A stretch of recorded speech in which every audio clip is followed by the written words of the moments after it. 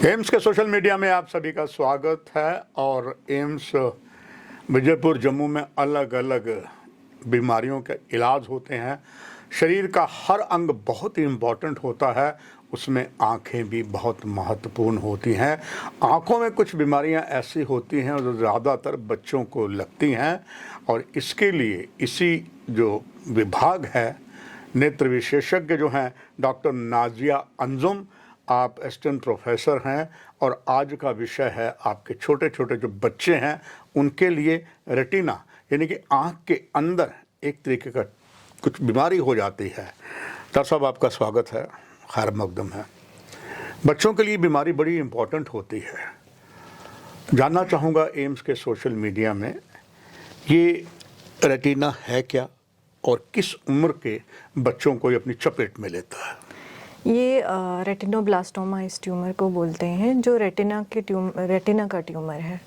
इसमें जो retinal sales हैं उनकी डैमेज हो जाती है, जेनेटिक एबनॉर्मलिटी भी कहा जाता है। इसमें जीन का इफ़ेक्ट भी होता है। ये यूजुअली हमारा जो ये वीक है, सेकेंड वीक है मई का, 11th to 17th मई, इसमें हम अवेयरनेस के लिए ये वीक मनाया जाता है या अवेयर किया जाता है बच्चों की फैमिलीज़ को कि मतलब इस ट्यूमर के लिए कि ये ट्यूमर हम कैसे डिटेक्ट कर सकते हैं, इसके लिए क्या ट्रीटमेंट हो सकता है और फर्दर क्या हम कर सकते हैं इसके लिए। डॉक्टर नाजिया, ये तो बात हो गई ना आम के आम गुठलियों के दाम। एक तरफ से एक वीक मनाया जा रहा है और दूसरी तरफ बच्चों के लिए बड़ा ही महत्वपूर्ण, उनके पेरेंट्स के लिए। तो दर्शकों के लिए ये जानना चाहूँगा डॉक्टर नाजिया, जो इसके लक्षण क्या होते हैं और साथ में इसका ट्रीटमेंट क्या होता है? एक्चुअली जो ये ट्यूमर है ये यूजुअली जो होता है 5 साल से कम उम्र के बच्चों में होता है, और जब ये डायग्नोज होता है तो ये यूजुअली हमारे पास जब बच्चे आते हैं तो 9 से 36 मंथ की एज में आते हैं, जब हमारे पास डायग्नोज के लिए आते हैं। अब इसका मेन जो साइन एंड सिम्टम, मतलब हम जब लक्षण बोलेंगे, इसमें बच्चे की आंख से वाइट कलर का रिफ्लेक्स आएगा, सफ़ेद रिफ्लेक्स आएगा, और एक जो स्क्विंट बोलते हैं, तिरछापन बोलते हैं आंख में, वो दिखाई देता है। भेंगापन टाइप जो बोलते हैं। भेंगापन, हाँ एग्जैक्टली, वो दिखाई देता है बच्चों की आंख में। अब लेकिन हम ये नहीं कह सकते कि हर भेंगापन और हर जो वाइट रिफ्लेक्स आ रहा है, सफ़ेद रिफ्लेक्स आ रहा है आंख से, वो यही ट्यूमर होगा। इसको हम फर्दर इवेलुएट करते हैं। जब तक प्रूफ नहीं होता कि मतलब ये है, तब तक हम नहीं कह सकते कि ये यही ट्यूमर है। इसीलिए जब भी मतलब मैं तो आम जनता से यही कहूँगी कि किसी बच्चे में आपको ऐसा कोई लक्षण दिखता है तो आप तुरंत अपने आई के डॉक्टर के पास जाएंगे उसको दिखाने के लिए। डॉक्टर नाजिया, इसमें आम अगर बच्चों में देखें जाए परसेंटेज जो है, और ये कितना कॉमन है ये बीमारी? देखिए, जो भी मतलब न्यू बर्थ हो रहा है, लाइव बर्थ जो भी हो रहा है, उसमें 15,000 से 20,000 की इसमें हो रहा है, तादाद में हो रहा है। और ओवरऑल इंडिया में अगर हम देखेंगे तो 1500 से 2000 के बीच में हर साल ये ट्यूमर डिटेक्ट हो रहा है। जैसे डॉक्टर नाजिया जी आप दर्शकों को बता रहे हैं कि ये सप्ताह मनाया जा रहा है। हर सप्ताह में जब भी बनाते हैं तो उसका एक खास एक मोटो होता है, एक स्लोगन होता है। तो इस बार क्या स्लोगन जो है वर्ष 2025 में है? स्लोगन यही है कि हर एक की साइट इम्पॉर्टेंट है, हर एक की जो आँख की नज़र है, निगाह है, वो इम्पॉर्टेंट है, चाहे वो बच्चा हो चाहे वो बड़ा हो। तो इसलिए हमें अवेयरनेस करनी है पॉपुलेशन में, हर एक में, कि ये ट्यूमर अगर मतलब जितना अर्ली डिटेक्ट होगा उतना इसके कंसिक्वेंसेस, इसके जो डैमेजेस हैं उससे हम बच सकते हैं। डॉक्टर नाजिया, हम अगर अपनी बात करें रियासत जम्मू कश्मीर की, काफ़ी पहाड़ी डिस्ट्रिक्ट्स भी हैं, और हम बिल्कुल अपने साथ 5 दरियाओं की धरती पंजाब की बात करते हैं, वो ज़्यादा बिल्कुल समतल सा है, मगर पास ही में देवभूमि हिमाचल की बात करते हैं, वो पहाड़ी क्षेत्र है। तो क्या ये बीमारी पहाड़ों में बच्चों में ज़्यादा होती है या नॉर्मल में होती है? दर्शक जानना चाहेंगे। ऐसा तो मैंने नहीं मतलब देखा है कि किसमें ज़्यादा होती है या क्या है, पर जैसे जम्मू कश्मीर का, जैसे मैं पीजीआई चंडीगढ़ में भी पोस्टेड थी, तो वहाँ पे हमने जो देखा कि जम्मू के कंपैरिजन में वहाँ पे जो बच्चे आते थे वो कश्मीर से ज़्यादा आते थे। हाँ, और अभी जैसे जब से मैं यहाँ पे आई हूँ जी, पीजीआई यहाँ पर एम्स में जब से मैंने ओपीडी देखना शुरू किया है, तो मेरे पास एक बच्चा आया है, बट वो ऑलरेडी कहीं बाहर ट्रीटेड था। दूसरी एक आई, उसकी जो है वो पूरी तरीके से निकाल दी थी इस ट्यूमर की वजह से, इन्यूक्लिएशन जिसको हम कहते हैं।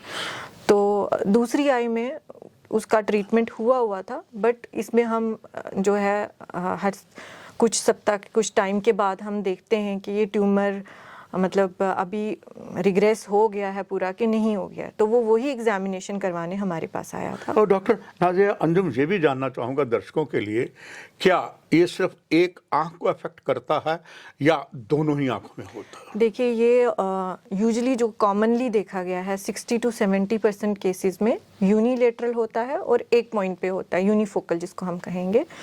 30 से 40% केसेस में ये बायलेटरल मल्टीफोकल हो सकता है, बहुत सारी आंख के अंदर भी बहुत सारी जगह में हो सकता है। और 30 से 40% केसेस में ये जेनेटिकली फैमिलीज़ में आगे रन करता है। जो 60 से 70% केसेस हैं उनमें ये आगे फैमिलीज़ में रन नहीं करता है, जिसको हम जेनेटिक हेरिडिटरी डिजीज़ कहेंगे। वो 30 to 40% इस ट्यूमर में देखी गई है। डॉक्टर नाज़िया अंजुम, जैसे आपने बताया कि बच्चों में थोड़ा सा भैंगापन से नज़र आता है, और कौन कौन से ऐसे लक्षण हैं? पढ़े लिखे लोग तो समझ सकते हैं, हो सकता है जो थोड़े कम पढ़े लिखे हैं या ज़्यादा मेडिकल में इतने एक्सपर्ट ना हो, उनको अगर पहचानना हो तो कैसे पहचानते हैं कि हमारे घर में इस तरीके की बीमारी हमारे बच्चे में आ गई है? देखिए, एक तो अगर बच्चे का आपको लग रहा है कि बच्चे की कुछ नज़र में कमज़ोरी है, मतलब वो चीज़ों को अच्छे से पकड़ नहीं रहा है, फैमिलीज़ में आपकी तरफ अच्छे से देख नहीं रहा है, या फिर सबसे कॉमनली जो हमने देखा है वो यही है कि जो सफ़ेद रिफ्लेक्स आता है, तो वो तो पेरेंट्स या फैमिली में किसी को भी अगर डिम लाइट में दिखता है तो फ़ौरन दिखाना है। लेकिन ये नहीं है कि अगर ये है तो इसका मतलब यही ट्यूमर है। कुछ और डिजीज़ भी आएंगी जिसमें हमें ये वाइट रिफ्लेक्स दिखेगा या स्क्विंट दिखेगा। डॉक्टर नाज़िया अंजुम, बहुत सी जानकारियाँ आपने दी हैं।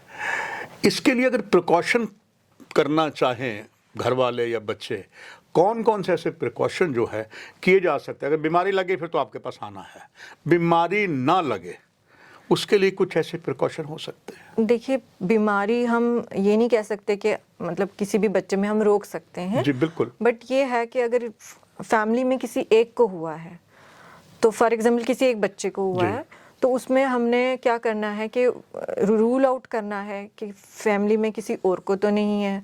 उसके लिए हमें बच्चे का दूसरे फैमिली मेम्बर का एग्जामिनेशन करना है, पेरेंट्स का एग्जामिनेशन करना है, जेनेटिक टेस्ट करना है, और उस बच्चे की अगर एक आंख इन्वॉल्व है तो हमें अदर आई को, मतलब दूसरी आंख को भी डिटेल एग्जामिनेशन उसकी करनी है। डॉक्टर नाज़िया अंजुम, एम्स विजयपुर में जो लेटेस्ट टेक्नोलॉजी है हर इलाज के लिए यहाँ पर है, आपके डिपार्टमेंट में क्या दर्शक मान सकते हैं कि यू आर वेल इक्विप्ड, और कोई भी जैसे बीमारी है उसके ज़बरदस्त इलाज आपके कमान में एम्स विजयपुर में हो रहा है?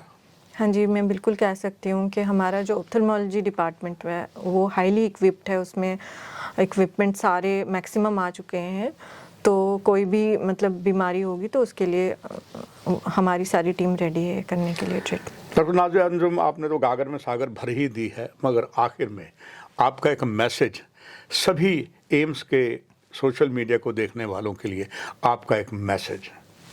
मेरा मैसेज यही है, जो भी मुझे देख रहे हैं, जो भी सुन रहे हैं, कि अगर घर में छोटा बच्चा है, उसके आँख में अगर ऐसा कुछ सफ़ेद रिफ्लेक्स दिखता है तो वो तुरंत एक आई स्पेशलिस्ट को दिखाएं, रेदर एक रेटिनोब्लास्टोमा एक्सपर्ट के पास जाएं। और घर में जैसे किसी एक में है तो वो बाकी फैमिली के मेंबर्स की भी एग्जामिनेशन करवाएं, आई की एग्जामिनेशन करवाएं। और कोई भी इसमें ये नहीं है कि कोई नहीं देख सकता है। जैसे घर का कोई बूढ़ा है, डिम लाइट में, टॉर्च लाइट में टॉर्च लगा के जो सफ़ेद रिफ्लेक्स है उसको देख सकते हैं। महत्वपूर्ण जानकारियाँ आपने दी, आपका डॉक्टर नाज़िया अंजुम बहुत धन्यवाद। दर्शकों, आपसे भी लेते हैं इजाज़त। नमस्कार।